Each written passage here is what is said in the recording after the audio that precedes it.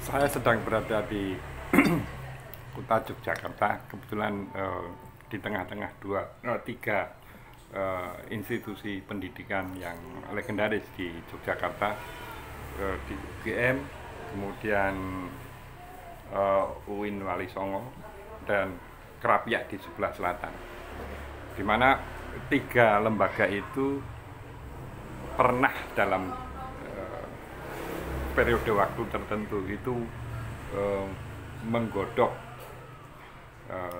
seorang intelektual yang kemudian saat ini menjabat sebagai kepala BPIP, yaitu Profesor Yudian Wahyudi.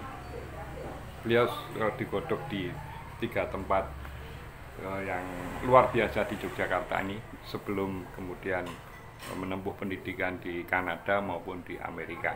Nah, saat ini Profesor Yudian Wahyudi, maaf ini sambil menikmati gudeg ya, itu menjabat sebagai kepala BPIP. Nah, ya gajinya nggak gede-gede amat, hanya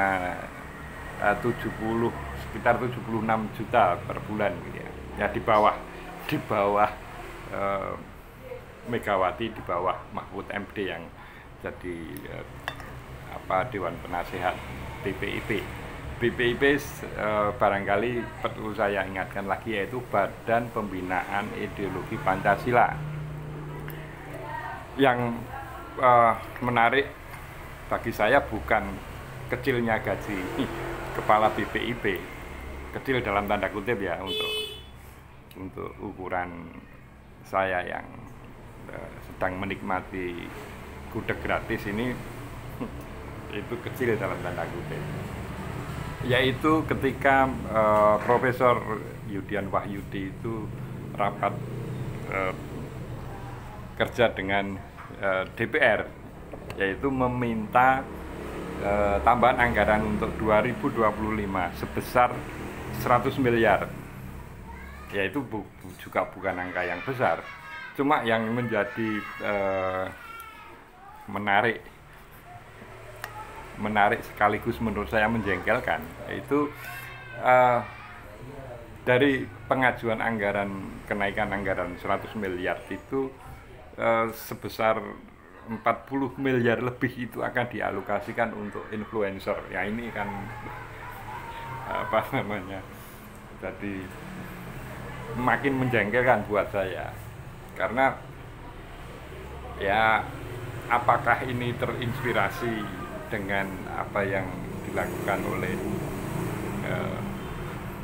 Presiden ketika mengajak influencer ke IKN ini, ya saya kurang tahu relasinya, tapi jelas bahwa ada satu fenomena di mana influencer itu dipakai oleh para pejabat negara untuk, ya menurut saya ya sesuatu yang tidak jelas.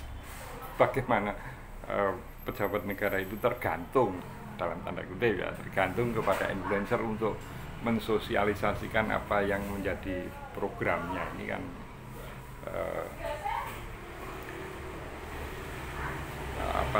ibarat program yang disusun oleh pejabat negara ini seolah-olah produk yang setiap hari kita lihat di iklan di TV. Ini kan sungguh ironis. Jadi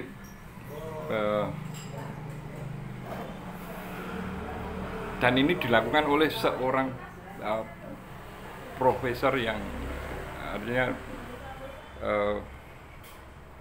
tahap pemikirannya mestinya tidak diragukan lagi.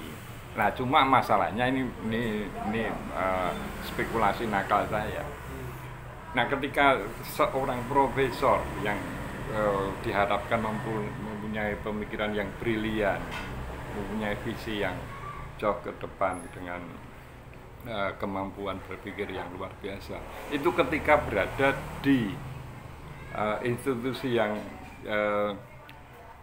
dekat-dekat dengan dunia politik itu kok seolah-olah banyak yang menjadi menurut saya dangkal. Ya mohon maaf, ini saya sebagai rakyat ya boleh jadi dugaan saya salah, tapi dengan melihat fenomena apa namanya pemilihan influencer, terus terang kalau saya diinfluenceri, ini bahasa Mataraman, diinfluenceri oleh Raffi RA gitu ya, oleh RA, itu saya tidak akan terpengaruh karena itu tidak menunjukkan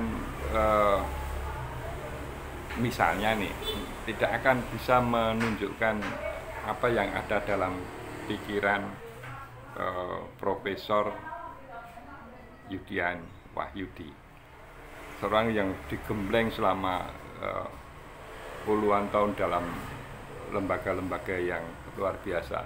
Ini menjadi dangkal ketika masuk ke ranah politik. Apakah ini salah politik? Tentu saya kira tidak. Nah, ini barangkali ke depan penciptaan iklim politik yang membuat dangkal pemikiran para tokoh-tokoh yang seharusnya mempunyai pemikiran dan visi yang dalam sebagaimana para pendahulu bangsa ini ke depan akan memperoleh iklim kembali sebagai intelektual, sebagai pemikir bangsa yang tidak lagi tergantung oleh influencer. Salam konstitusi.